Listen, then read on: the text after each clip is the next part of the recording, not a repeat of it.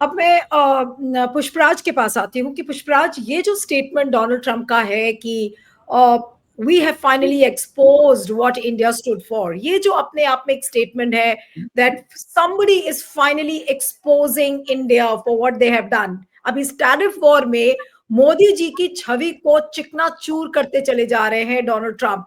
एक नहीं, पिछले एक महीने से, इनफैक्ट जब से डोनाल्ड ट्रंप की प्रेसिडेंसी शुरू हुई है, आपने देखा एक नहीं पता नहीं कितने ओकेजन्स पर मोदी जी को झूठा, मोदी जी को बिल्कुल गलत साबित किया है हर कदम पर। और कोई भी ऐसी अपॉर्चुनिटी नहीं छोड़ी डोनाल्ड ट्रंप ने जहां पर वो मोदी जी को गलत साबित ना करे।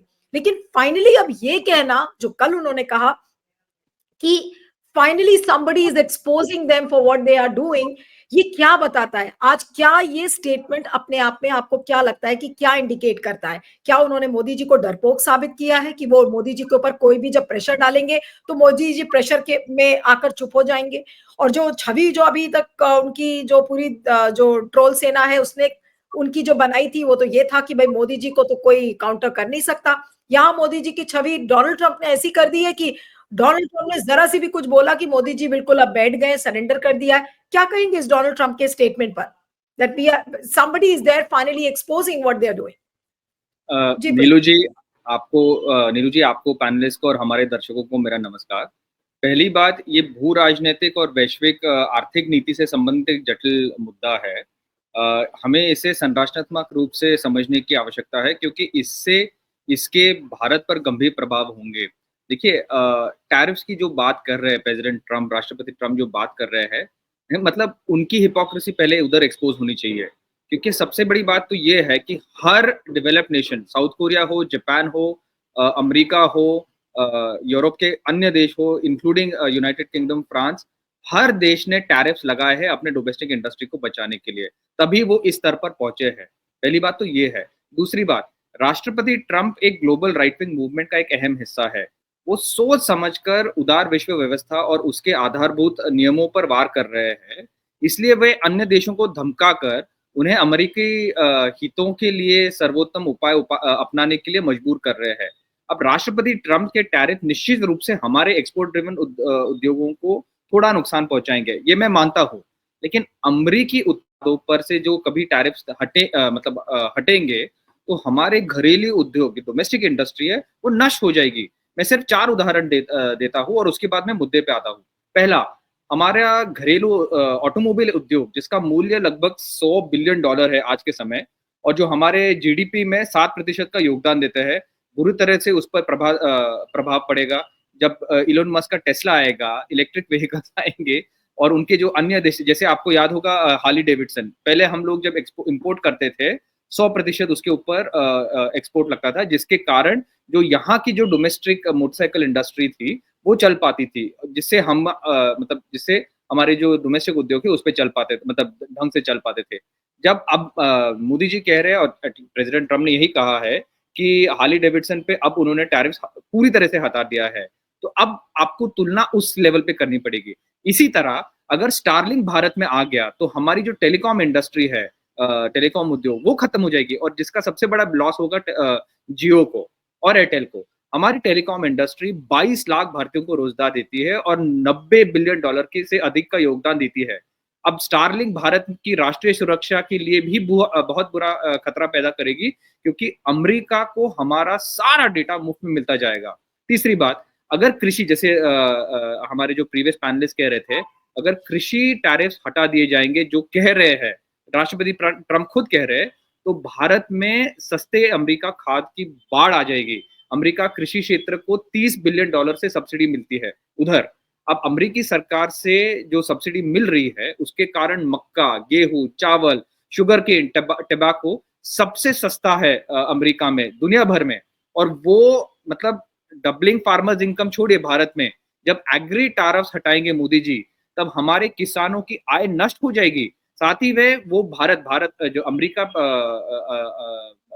जब वो खाद इंडिया में डंपिंग जो कर रहे, जो सिद्धार्थ जी कह रहे थे, उससे मैं बिल्कुल सहमत हूँ।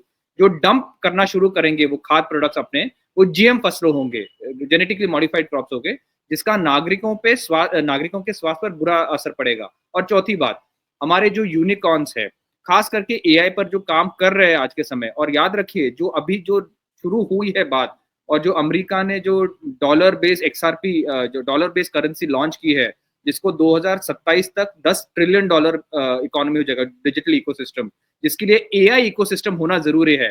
लेकिन हमारे जो यूनिकॉर्न्स है इंडिया में, जो एआई पे खास करके काम करते हैं, वो एआई अमेरिकी इंडस्ट्री का सामना नहीं कर पाएंगे, ना ही हमारी फार्मास्यूटिकल इंडस्ट्री। आपको याद होगा कंपल्सरी लाइसेंसिंग के कारण हमारी जो फार्मास्यूटिकल इंडस्ट्री है, वो सबसे दुनिया में सबसे कम दामों में मतलब दवाई बेच सकती है। वो पूरा अमेरिका फार्मा इंडस्ट्री निगल जाएगी। अब मैं मुद्दे पे आता हूँ। कनाडा, मेक्सिको, दक्षिण अफ्रीका सहित दुनिया में कई सारे देश है जो अमेरिका के ध्वज, उनकी जो बुलिंग के खिलाफ खड़े हैं। उन्होंने पारस्परिक टैरिफ, जो रेसिप्रोकल टैरिफ है, उन्होंने लागू करने का निर्णय ले लिया है, उन्होंने अनाउंस कर दिया है। केवल केवल भाजपा सरकार ही अमेरिका के सामने खड़े होने से इनकार कर रही है। जैसे सिद्धा जी कह रहे हैं, वो पूरी तरह से सरेंडर कर चुके हैं अपने आप को।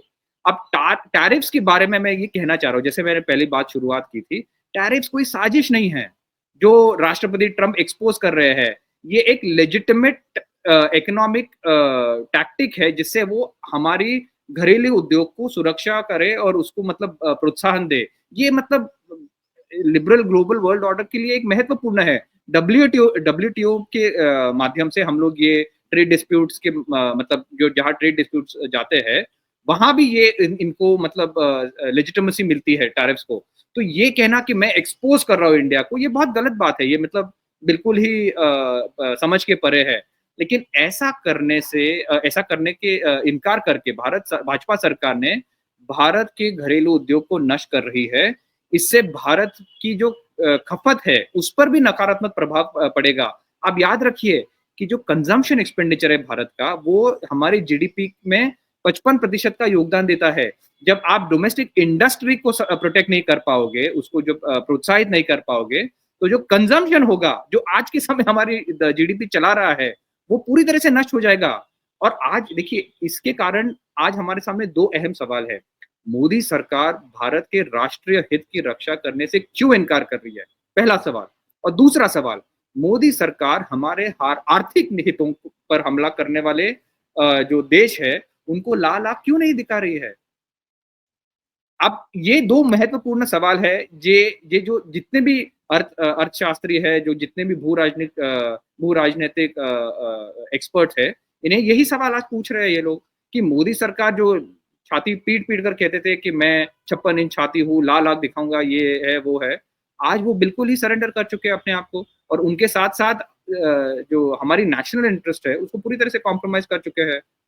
जी नीलू जी।